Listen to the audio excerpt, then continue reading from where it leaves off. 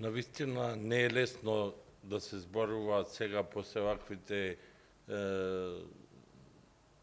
искази на двајцата претходно кои се обратија, но јас ке гледам да бидам краток и во однос на предизвиците од изборниот процес и настаните актуелни, како што ви е познато, дека ние уствари немаме државна изборна комисија веќе подолг период. Значи, најголемите критики се согласувам, значи, нема лидер на партија кој победил на избори и првата изјава не му била дека беа фери демократски изборите.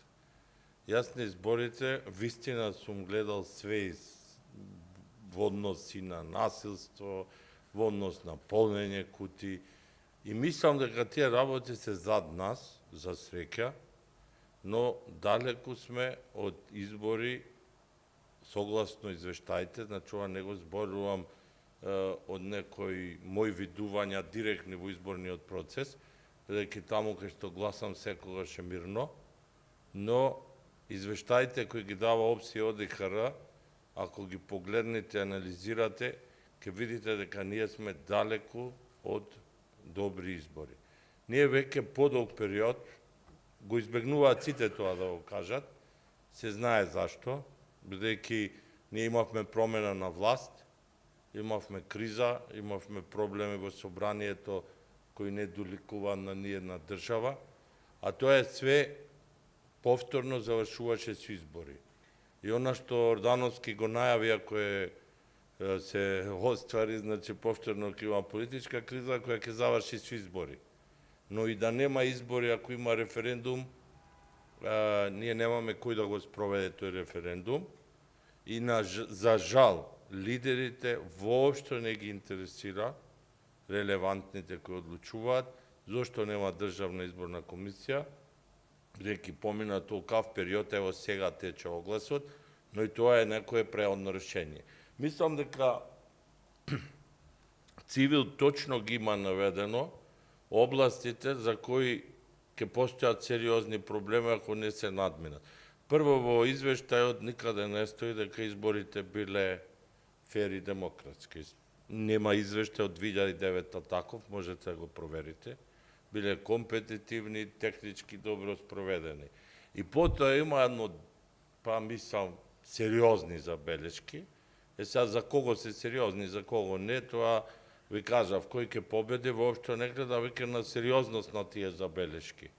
Прво имате забелешка дека е повредено универзалното право на глас. И тоа помина глатко. Значи, експерименти со избирачкиот список невидени со подршка на некои, да не ги споменам сега, но ќе има прилика, невладени организации, кои почнаа со бројка од 500.000 фантоми, сега би ги прашал до која бројка се.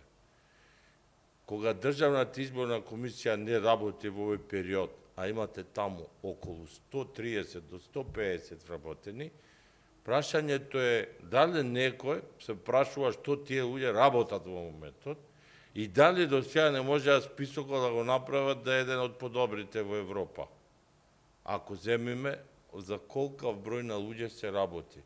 Не, намерно тоа се правеше, ви тврдам, затоа што една од причините и за мојата оставка беше тоа, и тоа не е сатисфакција за мене дека бев во право со сите мои констатации, доста политички притисок се издржав од тие причини, а све беше кажано стручно. Во основа на тоа што го имавме ние и кога не бевме надлежни за списокот. Значи, јас ве уверувам дека кога беа надлежни правда, имаше подобра координација него сега кога ДИК ги менаџира подрачните оделенија. Ево пример. Списокот веќе треба да е трнат, но сега видите, списокот не се споменува како проблем сега, но ќе се спомене за референдумот. Значи, главна причина за оспорување на референдумот, и ние имаме такви правници кои ќе измислат све да го оспорат референдумот, ќе биде списокот. Значи, ако не се потврди точноста на списокот во овој период до референдум, ние ќе имаме голем проблем со референдумот. Тоа ви тврдам. Второ, ревизија на изборниот законник, да, имаме добра рамка, но има препораки околу начинот на остварување на правото на глас. Вие имавте случај када илјадници граѓани не го остварија правото на глас, завршија изборите, никој збор не кажа за тоа. Нека се случи тоа во друга земја, па ќе разговараме. Значи, за тоа поднесува одговорност Државната изборна комисија и други надлежни, не може само државната, веднаш. Кај нас нема, кај нас беше одговорноста за друго, не беше за пропустите. Значи, ние имавме изјава на официјален орган дека списокот се избришани 100.000 лица. Тие лица ги вратија, ево ќе кажам само еден пример. Вие имате експериментирање класично со списокот веќе подолг период. И затоа мислам дека конечно треба да се одлучи каков дик и как и е потребен. Ова што се случува сега со преодно решение, јас кажав е добар почеток.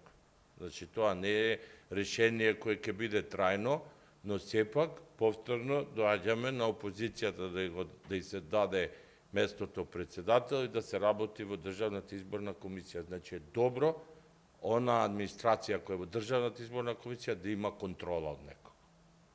Но во тој период престојат многу предизвици околу настаните кои се дуваат и може да се случи. Решението дека секој 6 месеци пред избори, па и самиот Ордановски кажа колку ние ворени избори сме имале, не е најсрекно. Значи, повторно, ако има ворени избори, ние комисијата треба дик да се професионализира. Ние имавме среќа, што јас бев член, значи, во Државна изборна комисија, кога не беше професионална, но имавме 4 суди од Врховен суд, имавме председател по предлог на председател на државата и тоа за мене беше досега најдоброто решение. Не од причина ние не можеме да ги вратиме судиите во изборниот процес, но сепак тие гарантира, едно 5 експерти гарантира дека другите 4 членови нема да бидат пристрасни до таа мера како што се случува. Извештајот на ОПСИ ОДИХР повторно кажува дека администрацијата е пристрасна. Значи, ги детектира сите проблеми повторно. И сега доаѓаме до во однос да не кажеме дека изборите, зашто беа изборите добри последните 2 циклуси? Затоа што се мобилизира сите и меѓународниот фактор, ги седна на маса лидерите да не се обидуваат да прават одредени експерименти и затоа беа добри. Затоа што се постигна политички договор, постоеше очигледно голем мониторинг, постоеше голема помош, но повторно останаа проблеми кои може да се појават и на следните избори. Значи, пред да влезам во салава, па што е темава избори, кога нема избори. Значи, во јавноста кај нас се тема за изборите само месец дена пред избори, за жал, и затоа нема прашања во однос никој. Мал број луѓе ги знаат проблемите кои може да се појават со референдумот, бидејќи Државната изборна комисија е клучниот фактор за спроведување на референдумот, потоа собранието, дефинирање на прашањето, како ќе се дефинира, како ќе гласа, избирачките одбори, тоа се технички прашања, но мора да се отворат на време. Значи, би заклучил, ние, за жал, повторно имаме голем број забелешки кои не беа отстранети и со овие неколку изборни циклуси, тоа е околу гласање на болните лица. Значи, имаме илјадници лица кои не го остварија правото на глас. Сега имаме препорака да и во болниците се гласа. Може да се размислува за една изборна единица, мислам дека тоа треба да се прифати. Но времето си оди, значи Државната изборна комисија ќе биде повторно затекната и да прави во многу кратки рокови припреми за избори. А да не ги споменувам грешките кои останаа мистерија и кои се случија баш технички на последните избори. Околу материјалите несоодветни и други технички пропусти, кои не смее веќе да се повторуваат.